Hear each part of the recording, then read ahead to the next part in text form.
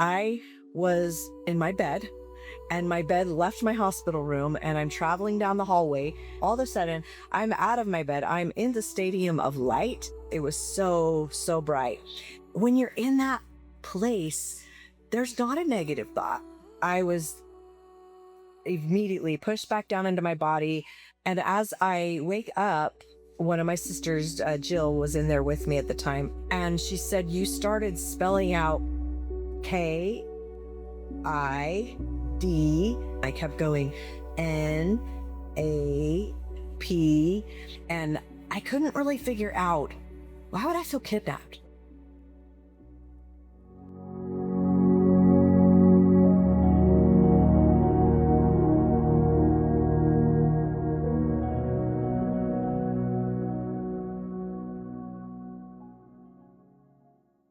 Hi, my name's Holly Porter, and I had a near-death experience during COVID of fall 2021. I was raised an entrepreneur and raised by entrepreneurs as well, growing up, and usually had 3 or 4 businesses at a time. I went to a conference. We were just getting back to in live events and they took all the precautions. So they did what they were supposed to, but I came home and I was sick and I had pitched a company the morning I found out I had COVID. And it was a company that for a new company that I was starting. And I was so sick. I just got up and went anyway and did this on a Zoom with like 9 people. Came home later that day. My sister brought me a test and said, I think you've got COVID. You need a test. I realized I was in trouble one morning about 4:30 in the AM. I intuitively knew I got to get to the ER like now. My oxygen was 63. I probably only had a few more hours. All my organs were shutting down and I was a mess. I was intubated 2 times while I was in there, had a trachea. I got sepsis and a couple other life-threatening infections. So I was really, really sick. Immediately, I started having out-of-body experiences. I was out of my bed a lot looking at my body, and I took my bed with me. Like I knew, oh, if my bed doesn't come with me on this journey, I may not get it back. I ended up going a lot of times to this town called Parowan, Utah, which is only ironically about 15 minutes away from where I live right now. And I didn't really understand the connection. I thought there was a home there that I found out later was my great, great, great grandfather's. It was like I had jumped time and it was like I knew something was going to happen. So like I backed up the time and I was sitting there and this person that felt very dark came in the room and something was going to fall in the room. And because I remember counting like 3, 2, 1, and then it fell and shattered something. And this person was right behind me, like right here over my shoulder, like how I could almost feel them. As soon as I went 3, 2, 1 and it crashed, I heard in my ear, he shook his head and he went, and it was so creepy. And I still wonder, like, why did that happen? Like, what is going on? It was just interesting how I never went forward in time, but I went back in time and present time. It was like I was living in I jumped different realities because I was in present time. And one side of me was the hospital wing, which was where I was laying in my hospital bed. And over here was the hallway to the hospital. My last experience I want to share was a spiritual transformative experience. I wasn't doing very well. And I remember my prayers were more like, if God's not going to get me better, then get me out of here. Like, I'm done. I'm not afraid to die. Well, they put me back in a coma because I wasn't doing well. My mom had passed away about 17 months prior to this. She visited me a lot on my right side at the hospital, but she had never spoke to me until this particular instance. And she came to me on the right side again, and she said to me, "It's not your time to go." And she says, "And you need to fight." And when she said the word fight, above my bed now in my room came all my ancestors that had passed on, grandparents and aunts and uncles, and I had a brother, and I even had a grandbaby that had passed away 5 months before, and she was a grown adult, but I knew it was her, and that was really special. And And so they all came and they just started chanting, fight, fight, fight. And as they did that, then a whole new row behind them would come. And now they're in street clothes. So I understand, they're in white at first. They passed on all the street clothes, I recognize it's my husband and my siblings and my kids and friends. And so every time they say fight, there was more and more and more, until it went back so far, there were thousands of people there, people I didn't even recognize. And it was that such a defining moment when I knew I was going to live. That was a clear message. And I realized those people I didn't know, I really believe were all the prayer lists that all my friends all over the world had put me on in churches and friends and family and asked them to pray for me. And I think all those people I saw were all those people praying for me. And there were thousands. And I just thought, wow, what a cool experience to be able to know that many people were supporting you. I mean, most people didn't live that went through what I did. I was again in my bed, and my bed left my hospital room, and I'm traveling down the hallway. I keep going down the hallway, and I'm noticing different hallways on the sides of me with beds, and other people are getting pushed in beds, which I think were people dying, because half the people were dying in the hospital while I was there. And I end up in this space that I call a stadium, like a football stadium, but bigger, much, much bigger. But they had skyboxes in them, because everyone in the beds got to go in the skyboxes because we were in beds. And then there's this pause of time. All of a sudden, I'm out of my bed. I'm in the stadium. I call it the Stadium of Light because it was so, so bright. And there was matter floating around, almost like fog, but you could see through it. And so it was, my senses were all just on fire. I could see perfectly. I could hear everything. And it was just amazing that all the senses were there, just everything.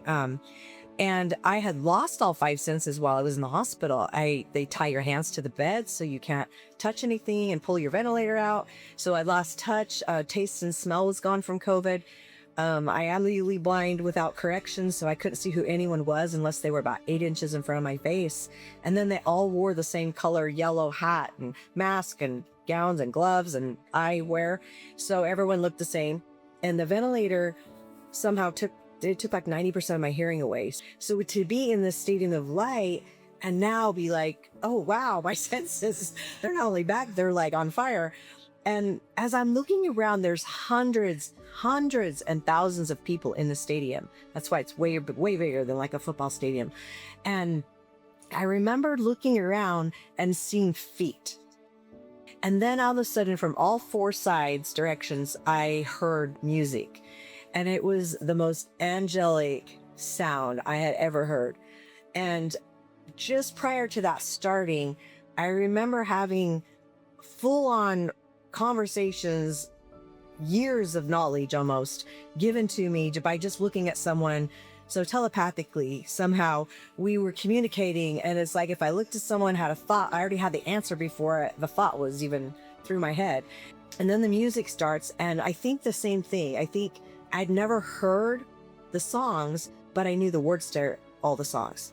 I just sang along with it all and enjoyed this heavenly concert. And then the next thing I remembered, I was having what I would call my life review. And for me, it was like sitting, watching a play. When you're in that place, there's not a negative thought. There's nothing that you think of that is negative. I was told 2 things. I was told the company that I pitched to, the day I found out I had COVID, I was told not to partner with them. They had a billionaire backer, and I was super excited to partner with them. So obviously that was still top of mind awareness, while I was in the hospital. And I was told, do not partner with them. It's not the highest and best thing for the company, but it needs to stay yours. Okay. So I had that message. And then I was told to go and start a nonprofit. And I was given the name, which was Adventure Bucket Wish. But I was not given the mission at this point in time. And then I was not given a choice to come or stay. I would have probably stayed, to be honest. I was immediately pushed back down into my body. And as I wake up, one of my sisters, Jill, was in there with me at the time. And she said, "You started spelling out KID." And she stopped and said, "Oh, do you need me to tell your kids something?" And she knew that wasn't it. And I kept going, NAP. And she said, I put it together, and when I realized you spelled out kidnap, she's like, "I had left and ran an errand because they said you were doing better." She goes, "Just as soon as you said that, the nurse and the doctor walk in and they are here to extubate me." And she said, "They took it out and then you could talk." And she says, "You couldn't talk very well, but you had a lot to say and you were very concerned." There was actually at least 3 that I remember spirits in the room. I figured out pretty quickly that I was the only one that could see them. And I couldn't really figure out, why would I feel kidnapped? Like, why would I go to this beautiful stadium of light and see this beautiful life review and come back and then feel kidnapped? Like, I didn't get that. So fast forward, about 3 to 4 months in, I didn't question anything I was told. I immediately got to work. I incorporated my companies. I started the nonprofit. I applied for the 501c3. I got it in 25 days, which I think is pretty rare. And everything was just flowing. Like I was really, really sick still. So about the 4th month, I started into what I call the 2 years of hell. I just went into this dark, dark place. So 2 years later, as I'm starting to come out of it, I find out about IANS, which is International Association for Near-Death Studies, conference. And I decide I'm going to go check this out. So I go there. That's where I find out there's names for all these things I went through, that they're different. It's not just a near-death experience. You have other things you experienced. And I started kind of coming out of that dark depression time. And then I was really inspired to have my mentor and friend give a hypnosis session. Where we ended up going was in what I call the in-between. So it wasn't light and it wasn't dark. The dark was on the right side, the light was on the left, and all that matter that I saw that was clear, like foggy, but I could see so well in the light. Well, in the in-between, it's like swirling cobalt blue and silver and gray and black and like colors that I can't even explain. Like they were just different, and they would swirl together, but I would watch them and they would swirl and they would form a heart. Like the matter would form a heart and it would float off to the left. And then we realized that there was an entity there, and I wasn't afraid. I didn't feel like it was evil. It was just there. His name is Darby, and he said he wanted my light. He said, "I can't have light. I can't go to the light, so I want hers." So I don't believe there was a connection other than that, but I do believe now that from that space, from going from the stadium into the stadium of light, I feel like that in that space is when I was taken. My friend, who was a hypnotist, he really had my back in that moment. And he bantered with Darby and just said, "You're stealing her light. That is hers. She earned it. That is not yours to take, and you need to give it back." And so they went kind of back and forth. And then all of a sudden I could feel that stadium of light. I could feel the warmth, and I could feel like the brightness of it. And it was coming from the left. And Darby said, "The light's coming to take her, and I'm not going to be able to stop it." And I remember kind of walking forward now, and over on the right, way far away, is this mountain. And I didn't feel evil. I felt like protected. So then I go forward and I see a tree, and the tree, brought me so much peace. And one of the company that I was told not to partner with while I was doing the branding, I knew it needed to have a tree in the logo. And when it came back, the tree had 11 leaves and 11 roots. 1, 1, 1, 1. And I knew that was it. Like, we never even edited anything. I was like, wow, that's great. I got out of the hospital on 11/11. I see the tree and I'm just like, feel like gratitude. It was like God saying to me, "Well done. And then I get over to the light. Well, when I get over there and I'm seeing the life review part, for me, I never did see God, but I heard him plain as day. And in this moment, he said to me, I'm showing you the good because that's what matters. And I just thought, wow, okay, what a God of love. Like, you bet, that is what matters. I didn't need to, I know I've done things that I'm not proud of. We all have. All that matter is light over there in the light, the swirly. And now it turned like pink quartz hearts. So that's what would come out of it. And that was my other sign, because when I started the nonprofit and we had our first fundraiser gala, in that, I knew the little gift bags that we gave away to everybody. I knew that each one needed to have a little rose colored quartz heart. And when I saw that, it was just like same thing as a tree. It was just this message, you were given two messages to do. I immediately went and did them. I worked on them. And here they are now. They were part of this story. So I had so much gratitude for that.